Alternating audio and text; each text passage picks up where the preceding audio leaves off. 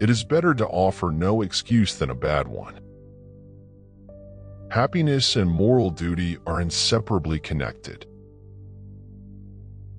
Associate with men of good quality if you esteem your own reputation. Discipline is the soul of an army. It makes small numbers formidable. Worry is the interest paid by those who borrow trouble.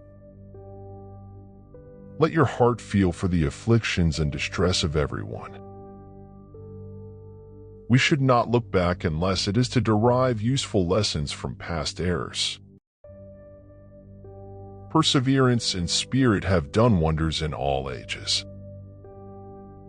Labor to keep alive in your breast that little spark of celestial fire called conscience. Few men have virtue to withstand the highest bidder.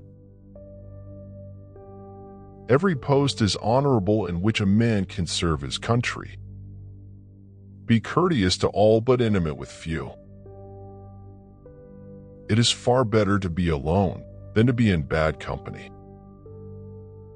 Truth will ultimately prevail where there is pains to bring it to light. Human happiness and moral duty are inseparably connected. To be prepared for war is one of the most effectual means of preserving peace. The harder the conflict, the greater the triumph. The Constitution is the guide which I never will abandon. Liberty, when it begins to take root, is a plant of rapid growth. Let your discourse with men of business be short and comprehensive. I walk on untrodden ground.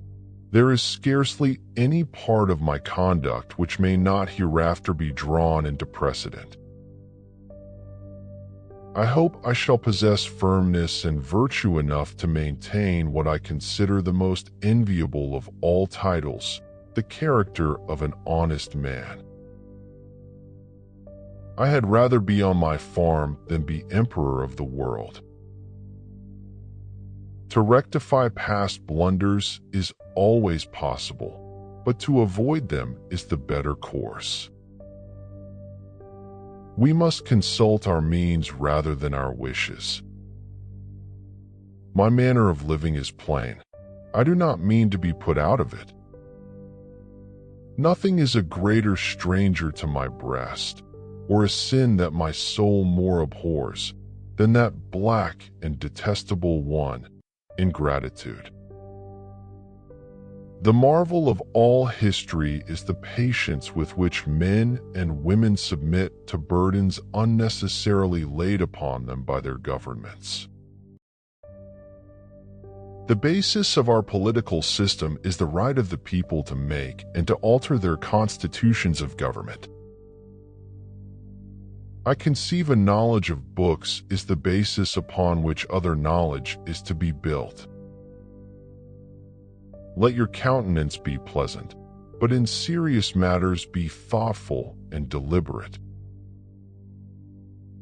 Government is not reason, it is not eloquence, it is force.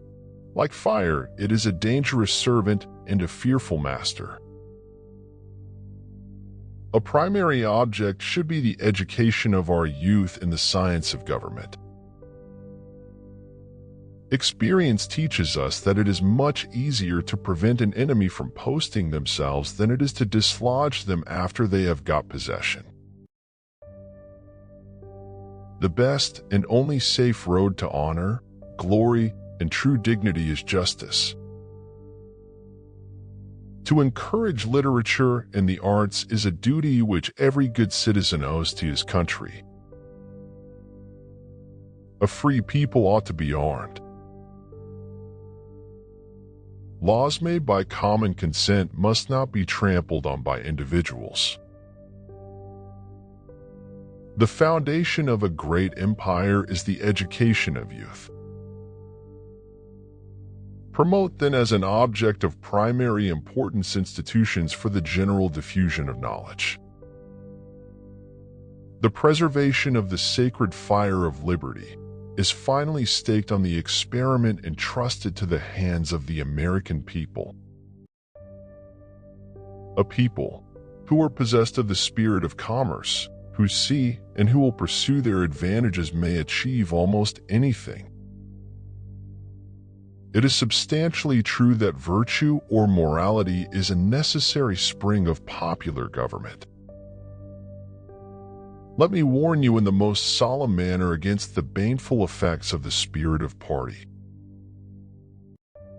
A nation which indulges toward another a habitual hatred or a habitual fondness is in some degree a slave. The due administration of justice is the firmest pillar of good government. Guard against the impostures of pretended patriotism. The propitious smiles of heaven can never be expected on a nation that disregards the eternal rules of order and right.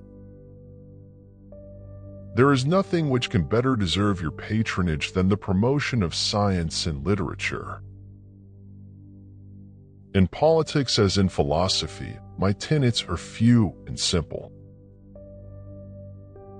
The time is now near at hand which must determine whether Americans are to be freemen or slaves. Observe good faith and justice toward all nations.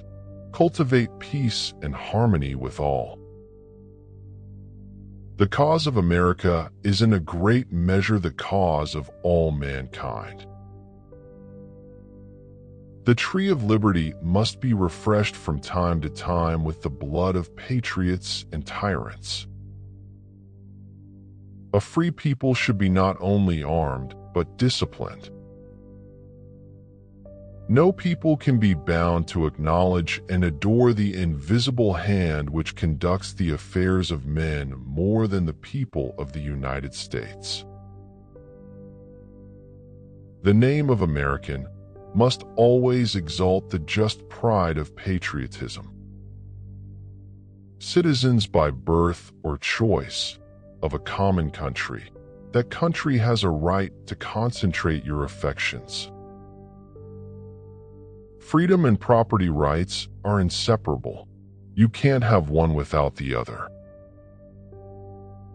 Let us raise a standard to which the wise and honest can repair.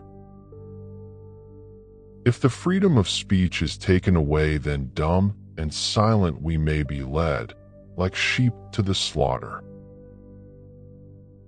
True patriotism sometimes requires of men to act exactly contrary to their inclination. Patriotism is not short, frenzied outbursts of emotion, but the tranquil and steady dedication of a lifetime.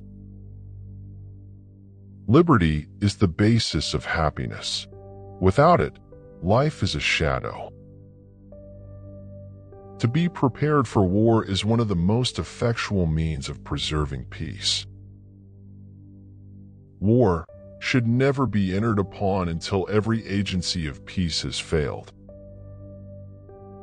My first wish is to see this plague of mankind, war, banished from the earth. I am a soldier, so that my son can be a farmer, and his son can be a poet. The harder the conflict, the greater the glory in surmounting it. I hold the maxim no less applicable to public than to private affairs, that honesty is always the best policy. The readiness for war is one of the most effectual means of preserving peace. To be a good soldier, you must love the army. To be a good commander, you must be willing to order the death of the thing you love. There is a destiny which has the control of our actions, not to be resisted by the strongest efforts of human nature. When we assumed the soldier, we did not lay aside the citizen.